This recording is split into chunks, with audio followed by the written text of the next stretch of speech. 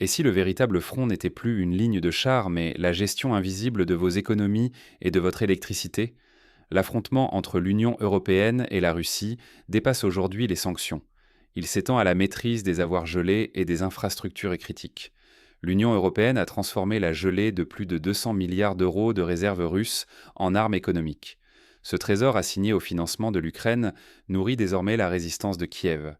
Moscou ne reste pas inactive. La Russie utilise sa législation pour exploiter les actifs étrangers gelés sur son territoire, cherchant à les convertir en moteurs de développement industriel et énergétique. La tension monte aussi sur le plan militaire. Les missiles hypersoniques russes, déployés en Biélorussie, redessinent l'équilibre stratégique européen et font peser une nouvelle menace. Europe et Russie jouent désormais une partie où tout se joue: stabilité économique, sécurité énergétique, suprématie stratégique. Mais comment ces nouveaux leviers économiques changent-ils réellement l'équilibre des forces? Derrière chiffres et missiles, chaque mouvement prépare déjà le prochain affrontement. Dans l'ombre, une transformation silencieuse bouleverse le jeu mondial. Le gel des réserves russes n'est plus temporaire. L'Union européenne a mis fin au cycle des renouvellements de sanctions. Cette mesure est devenue institutionnalisée, sans échéance. Les avoirs russes, toujours propriété officielle de la Russie, restent bloqués dans le système européen, principalement chez Euroclear en Belgique. Le tournant, les intérêts générés par ces fonds sont désormais transférés à l'Ukraine. L'Europe ne se contente plus de bloquer, elle finance activement l'adversaire de Moscou.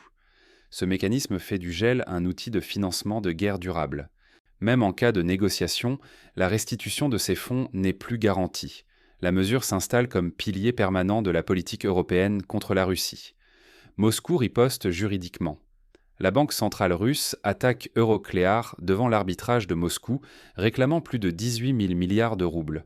L'objectif? Créer une base légale pour manipuler à son tour les avoirs étrangers sur son sol. Un miroir juridique se met en place. L'Europe s'approprie les intérêts russes, la Russie prépare l'exploitation des actifs étrangers, dits non amis. Pour la Russie, le risque est la perte d'autonomie financière. Pour l'Europe, la menace de représailles. La crédibilité internationale vacille.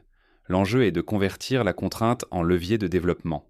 Les actifs gelés resteront-ils des armes de blocage ou deviendront-ils des moteurs de croissance? Entre manœuvres juridiques et calculs géopolitiques, une nouvelle guerre froide s'esquisse. Mais d'autres acteurs s'invitent déjà dans la partie, porteurs de risques ou de solutions inattendues. Dépenser ou investir, l'avenir de l'économie russe pourrait dépendre de cette question. Moscou doit choisir, employer ses fonds pour combler le budget ou bien les transformer en moteurs de croissance. Le choix pèsera sur la stabilité du pays pour des années. Première option: injecter ces dizaines de milliers de milliards de roubles dans le budget courant. Cela paierait les dépenses immédiates, mais ces ressources seraient non vite dissipées dans la routine des finances publiques. Seconde option: canaliser ces fonds vers un fonds de développement national. Après le départ massif d'entreprises étrangères, cette stratégie a déjà soutenu des projets industriels. Cette fois, l'enjeu est d'appliquer ce modèle à une échelle inédite. Des experts suggèrent de verser ces ressources au Fonds national de bien-être, en les protégeant contre une utilisation pour les déficits courants.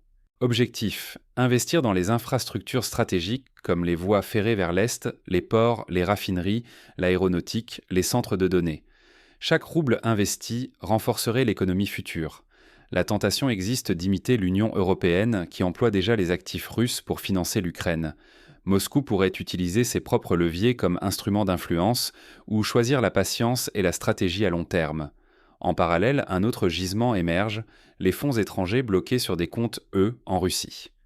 Depuis l'année 2022, ces montants grossissent, mais restent sous-utilisés. Le risque? Voir ces ressources s'évaporer sans impact ou rater l'opportunité d'une modernisation profonde. La capacité à transformer cette contrainte en atout pourrait redéfinir les équilibres économiques du pays. Ce bras de fer financier se joue aussi en Europe. L'Union européenne affine sa stratégie autour des avoirs gelés. Sur le front militaire, le temps se mesure désormais en secondes. L'entrée en service du complexe hypersonique Oreshnik en Biélorussie bouleverse la donne. Pour la première fois, une brigade russe déploie cette arme à la frontière de l'Union européenne. Au début, les analystes occidentaux minimisaient ce déploiement, parlant de prototypes ou de missiles soviétiques rénovés. Mais Oreshnik frappe en profondeur, adopte des trajectoires imprévisibles et échappe aux défenses classiques de l'OTAN. Le ton de la presse occidentale a changé. Ce qui semblait de la science-fiction devient un défi tangible. La possibilité d'une frappe contre des infrastructures vitales ou des centres de commandement européens n'est plus théorique. À quelques centaines de kilomètres des capitales occidentales, ces missiles réduisent la fenêtre de réaction à presque rien. Désormais, la décision politique doit être prise sous une pression psychologique inédite. La menace hypersonique dépasse le champ de bataille. Elle fragilise la confiance dans la sécurité des réseaux et fait peser une incertitude constante sur les centres névralgiques européens. Les décideurs doivent vivre avec l'idée que chaque alerte peut annoncer une attaque réelle. Infrastructures critiques, réseaux de communication, postes de commandement deviennent des cibles immédiates, vulnérables à de nouvelles doctrines offensives. Dans ce climat, la frontière entre pression financière et pression militaire s'efface. Les stratégies hybrides s'imposent, chaque camp cherchant à transformer la contrainte technologique en avantage stratégique. Mais la guerre ne se joue pas qu'avec des armes. Sur le front économique, Europe et Russie redéfinissent aussi les règles, transformant chaque ressource gelée en instrument de pouvoir. Et si, demain, la force d'un pays se mesurait non plus au nombre d'ogives, mais à la longueur de ses rails modernisés? À l'ombre des arsenaux, une autre bataille fait rage. Transformer des actifs gelés en moteurs de puissance durable. Faut-il dilapider ces fonds pour colmater le présent ou les investir dans des infrastructures lourdes? Ce sont ces piliers qui forgent, année après année, la colonne vertébrale d'une nation forte. Chaque euro ou rouble converti en ressources productives fait plus que soutenir l'économie. Il renforce la logistique militaire, l'autonomie technologique, la capacité de résistance. L'approvisionnement, qu'il soit énergétique, matériel ou numérique, devient une arme aussi stratégique que le missile le plus perfectionné. La question n'était plus qui détient le plus d'actifs gelés, mais qui saura transformer cette contrainte en atout structurel. L'Union européenne réoriente déjà les revenus russes pour soutenir Kiev. La Russie, elle, détient une réserve qu'elle peut diriger vers l'avenir. Le risque est immense. Employer ces fonds pour le quotidien, c'est sacrifier 10 ans de développement. Les investir dans des infrastructures, c'est bâtir une position pour toute une génération, voire renverser la dynamique adverse. Dans cette course mondiale, chaque année compte double. Il reste à voir qui osera franchir le pas. Ces choix dessineront l'Europe et la Russie pour des décennies.